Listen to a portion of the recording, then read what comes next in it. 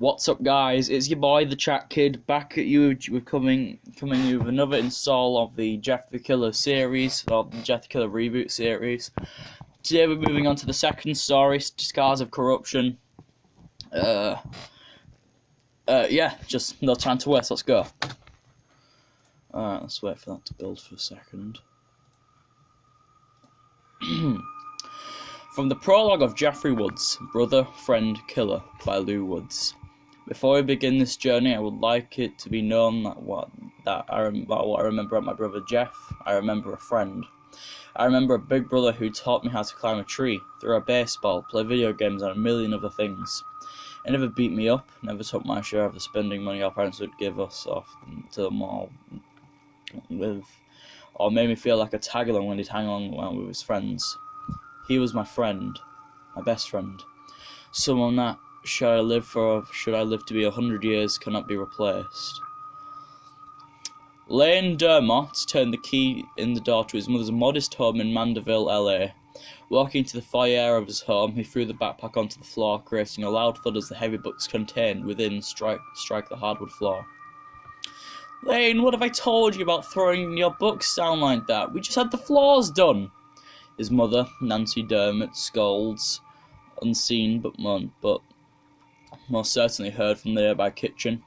I'm pissed, Mum. Lane replies, voice laced with the sort of angst that only a teenager who feels the slightest by society can produce. His mother let out a patient sigh. What's happened now, Lane? Are those kids still giving you a hard time at lunch? No, I told you I already don't care about them. Lane's book of poetry, which also doubles as his journal, has recently been fished out of his backpack by some mean-spirited peer or another and shared with the rest of the school. He'd had some problems with bullying since then, but Nancy had sincerely believed it was starting to slow down. Kids can only stay focused on one thing for so long, in her opinion, and the expiry date on her son's latest abuse should, in her mind anyway, be nearing. She'd be raising Lane alone for some time now. Paul Dermott, her former husband and Lane's missing in action father, had been out of the picture for the last 4 years or so. Since then, she'd been doing her best to raise and support him, but Lane was not always an easy son to support. His obsession with what his mother thought as dark things drove a divide between them.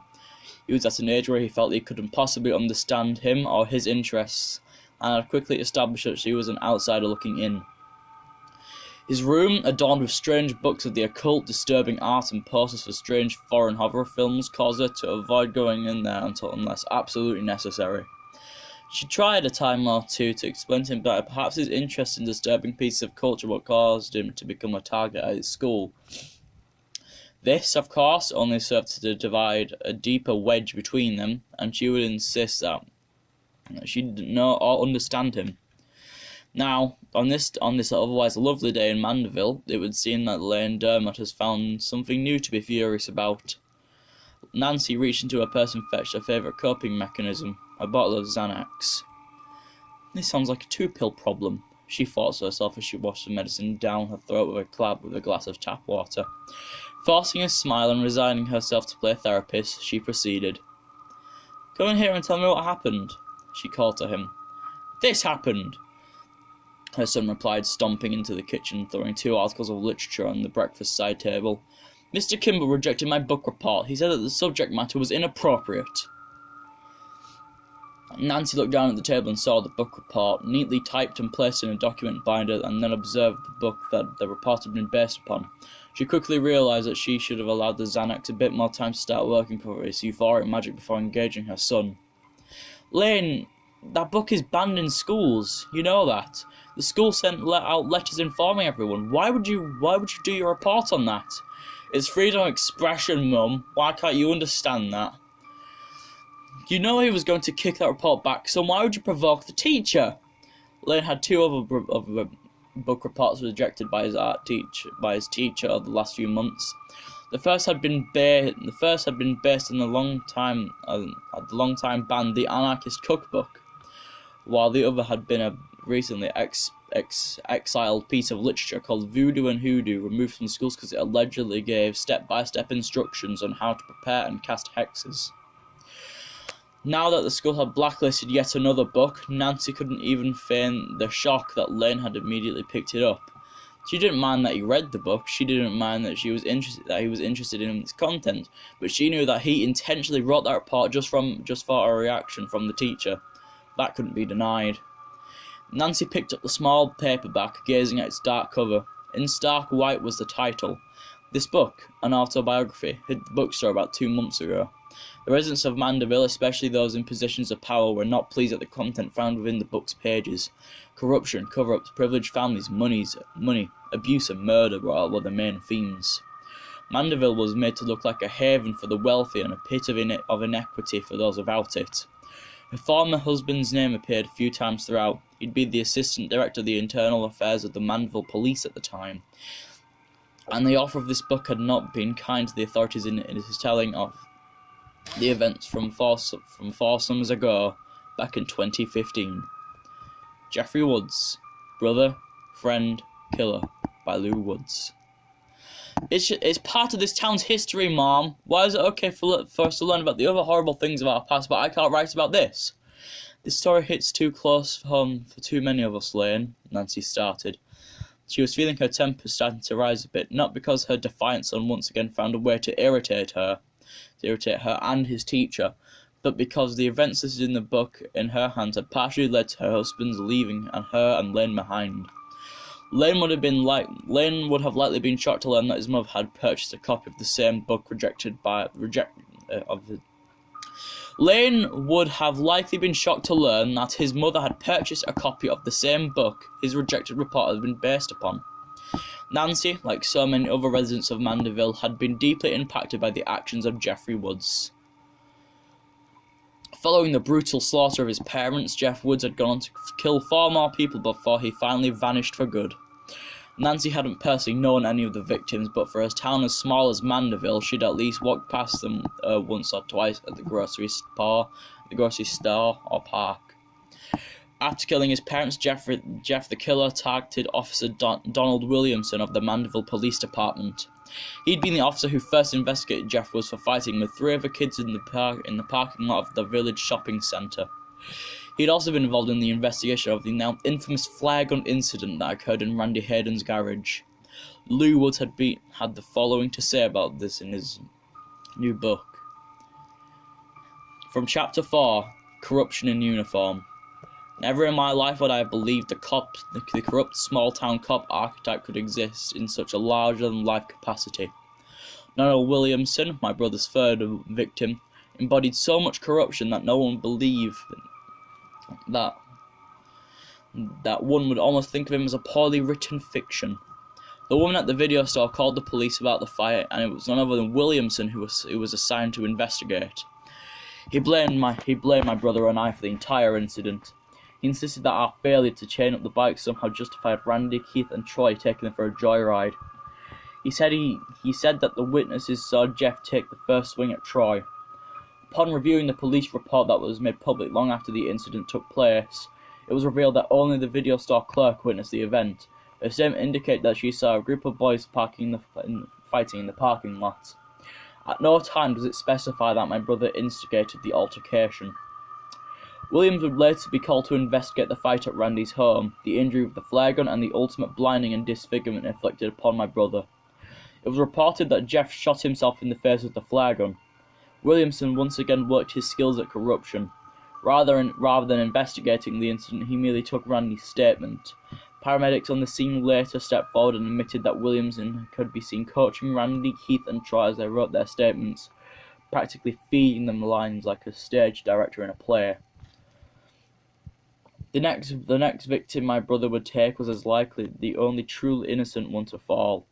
Benny Rosenberg, chief editor of the NOLA Watch, had been contacted by Jeff about 2 weeks after the murder of Williamson. By this time, the photograph of Jeff by Williamson's son had made more than national headlines. The picture, accompanied by USA Today labelling Jeff the killer, had now turned my brother into a national sensation. questions were being asked now, and I have no doubt in my mind that Randy Hayden's father, along with officials in the Mandeville Police Department, was scrambling to keep many of the facts of the case hidden. The Mandeville police were only giving cookie-cutter answers, usually falling back on the excuse that the facts would be revealed once their case was closed. No one close to the investigation would speak in any detail, and tough questions were often directed to MPD's Public Affairs Department, which somehow never seemed to have their telephones staffed. Phone messages were left unanswered, reporters were ignored, and everyone seemed in too much of a rush to stop and talk. The encounter between my brother and Rosenberg is one that is well documented now. The tape recording that Rosenberg had been using to conduct the interview was returned to the Nola Watch about a week or so after Rosenberg's death. Monica Davenport, who'd been the assistant editor, released the tapes in her own news documentary, Jeff Woods, The Killer Speaks. The recordings, the only known testimonial by Jeff himself, tell of the real encounters between Randy and his friends.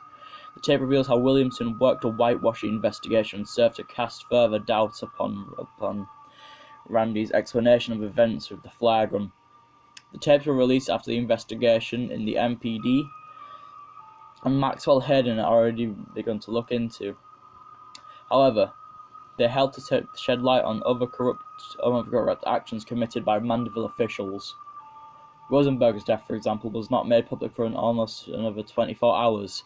The police on scene claimed that they couldn't identify Rosenberg and had to conduct lab testing to uncover his identity. However, Monica Davenport, who had actually contacted the police, testified that she'd given the 911 dispatcher Rosenberg's full name and had even explained why he was out in Mandeville that night. It is believed that due to Rosenberg's connection with my brother, the MPD were instructed to keep the matter quiet for as long as possible to protect the slowly recovering image of the town. The police did not want to admit that Jeff Woods was still on the loose 2 weeks after his last murder. There is also a darker conspiracy that I can only call such because no further evidence was discovered. However, considering the tainted reputation of his corruption within Mandeville, it stands to mention anyway. According to one of the EMTs on the scene, Rosenberg was still alive when the police first arrived. She believes that had the MPD acted immediately, Rosenberg could have survived his attack by Jeff. The official police report states that when officers arrived, they did not initially see Rosenberg's body due to the lack of streetlights in the area. They claim to have searched the exterior of the small building where Rosenberg and Jeff conducted their interview. Then the police officer on scene claimed to hesitate to enter the building until he was able to confirm with his watch commander whether or not a warrant would be needed to enter. Davenport lambasts on the police on this, as the regulations clearly stated that entering a building without a warrant is lawful so long as the police have suspicion that a crime has taken place inside the building.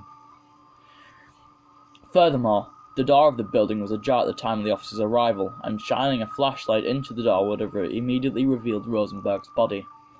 Once a large conspiracy began to become public knowledge, the rumours continued to evolve that the police didn't want Rosenberg to survive the injury, due to the knowledge he'd gained from speaking to Jeff.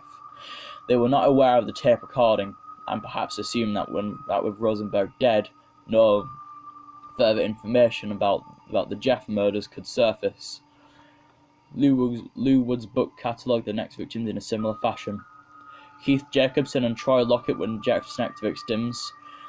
This took place 2 weeks after the death of Williamson and a night after the death of the journalist from New Orleans. Had the Mandeville police not worked so hard to keep the death of Benny Rosenberg quiet, perhaps Keith and Troy's parents could have done something to protect them. They would have at least known that Jeff was still in the area. However, with Rosenberg's death still not officially reported, the town was starting to relax again. Perhaps they believed it was all over with the murder of Williamson. The double homicide took place at Keith Jacobson's home. Investigators believe that Jeff was able to gain entry into the house through an unlocked patio door. Keith was found brutally stabbed to death in the kitchen of his home.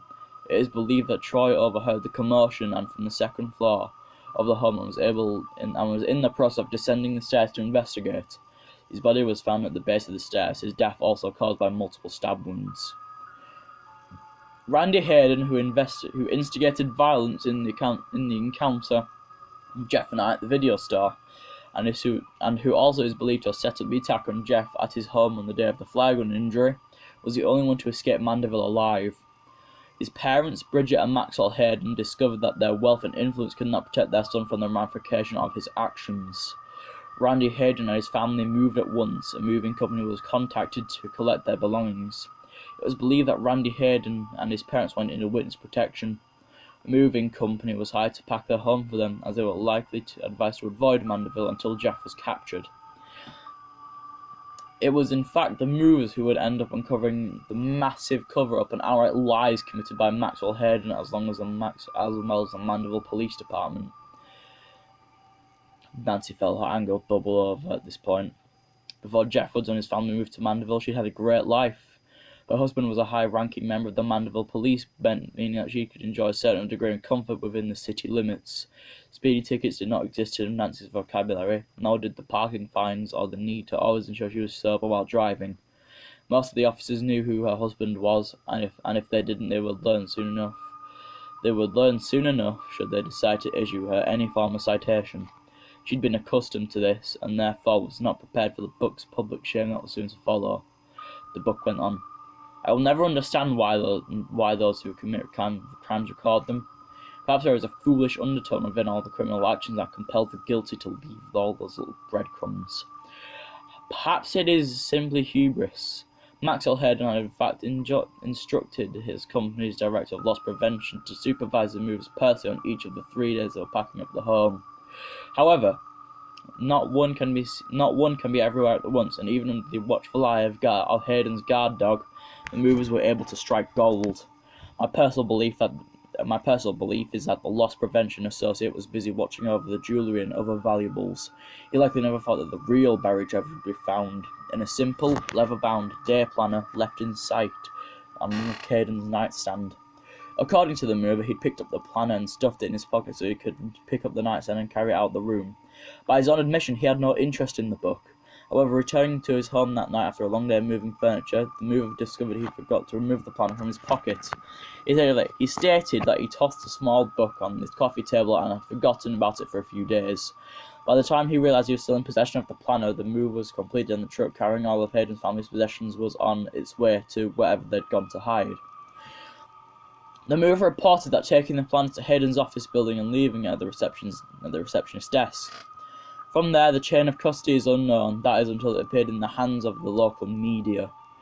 By the time the small day planner made its rounds, it had visited the Federal Bureau of Investigation, the Louisiana State Justice Department, the Attorney General's office, and about half a dozen other organizations.